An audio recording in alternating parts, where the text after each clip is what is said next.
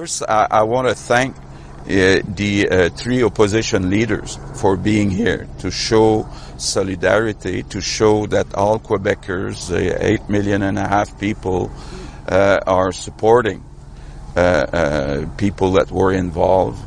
Of course, it's tough because we're talking about children. And there's nothing more important than children.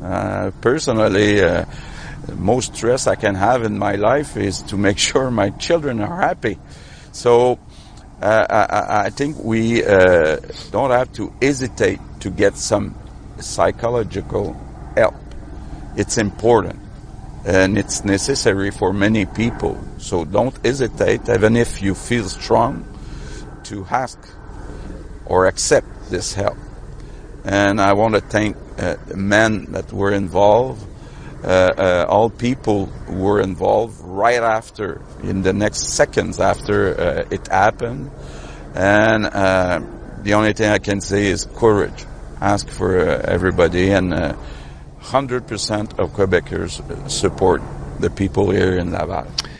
Premier François Legault from earlier today out at the site of that accident yesterday in Laval.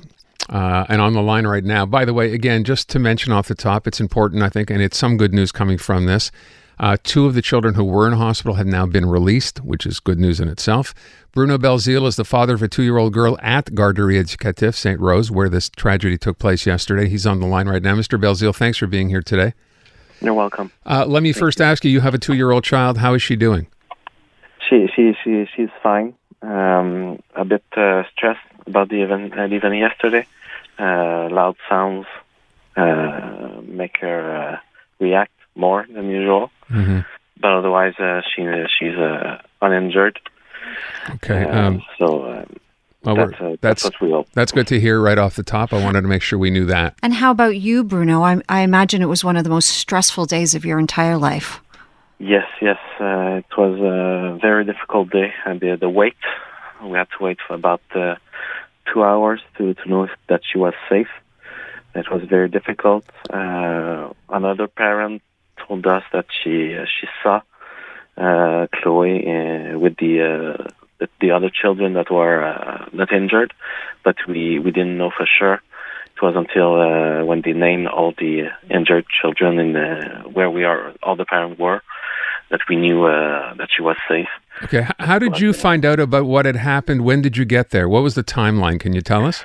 It was about a bit after 9 in the morning. I saw on my cell phone a notification from I don't remember which news outlet about a bus that ran a daycare, and just at the beginning I thought it was somewhere else in the U.S. or something, and then I saw that it was my daycare. Time stopped, so I just took off. I ran to the daycare, which was about a mile from my house. And when I arrived there, the police stopped us from going to the daycare. So they regrouped everyone at the nearby school to wait for some answers. Oh so wait, God. You couldn't even get to God. the actual school. Police would not let you go there at the time because they were obviously dealing with this incident. So no parent could get close. Yeah, exactly. The way to the daycare was blocked. Oh. So the place where all the parents had to go was the nearby elementary school. So you got there, you said at roughly 9 o'clock. We know this happened. I think they said the first call came in at around 8:15, 8:30 in the morning. When did you first get word about what your daughter or what her condition was, whether she was okay? It was about a bit before noon. Oh my God, Bruno. Okay, so you're there on the site. You can't get close. You don't know if your daughter's okay or not. Tell us what that time was like for you. It was very stressful. There were some ups and downs because we were told at one point that if we didn't have the call that our child was injured, our child should be okay. But then after 1 hour and a half, a friend of us received a call that our children was at the hospital. Oh, no. And she thought she was safe because she didn't have the call before, but it wasn't really the case. So we weren't sure at that point if everything was fine. So we had to wait until they named every children that was injured. So you just described a situation. Here's another parent, and she did not find out that her daughter had in fact ended up in hospital until an hour and a half later? Yes, it took some time. I guess they tried to reach her at her house or something. I don't know the specifics. Okay. But it took a while before she learned that her daughter was at the hospital.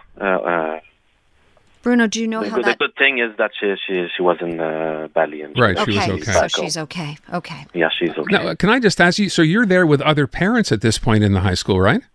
Yes. What's going on? What are they all saying to each other? What's the general sort of feeling there? Were they just wondering why they're not being given any information?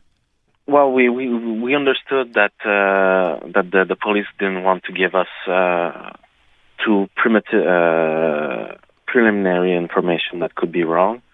So we understood that it took some time. We were discussing among each other, trying to figure out who wasn't there, because we know most of the parents at the daycare. So if someone wasn't there, it wasn't good news. Oh, no. So trying to figure out who was injured that way. Did you have anyone from the police or from anyone with you at the time, or were you just left there to kind of wait for a phone call? No. The police was there. The firefighters were there. There was also the urgence sociale was there. There's always someone checking in with us every few minutes to making sure that it wasn't too much for us and giving us all the information they had. Which wasn't much, but they did the most they could do in the circumstances. So then, Bruno, you finally, you had to wait far too long for it, but you finally do find out that your 2-year-old daughter is okay, that she's safe, she's not harmed. But then you also by then know that 2 other children did not make it. What were those moments like? It was difficult. We had a good idea who it was. One of them was a friend of my older twin girls, which were at the daycare last year. So it is difficult to hear that news. Yeah. So sorry. It's a day later now. You mentioned off the top your daughter is okay. You mentioned about loud noises still being an issue. How do you process all this a day after the fact? Well, there's some ups and downs. We're thinking about what happened, what could have been different if we arrived 20 minutes later. My wife dropped Chloe about a bit after 8, so it wasn't long before the incident happened. Mm-hmm. So if she was 15 minutes later, she might have been in that same room, because sometimes we drop her off in the front room instead of the other room where she was. So every small details could have make the outcome very different for us. So we're thankful that she wasn't unarmed. She wasn't armed, but we think about the other parents and the daycare educators that took care of our girl during these hours, to making sure that she was okay and the other kids were okay, even though what happened. Are you getting the support and the help that you and your family need now, Bruno? Yes, we have from the family, from my job, from the job my wife's jobs. We also had a call in the afternoon yesterday from the family ministry to have a new place for our daughter as soon as possible. So we have a lot of resources given to us to make it true. I don't think any of us can imagine what it must have been like as a parent of one of those kids in that daycare yesterday. Thank God that your daughter is okay. And we thank you so much for coming on. Wish you nothing but the best for you and your whole family. Thanks so much, Bruno.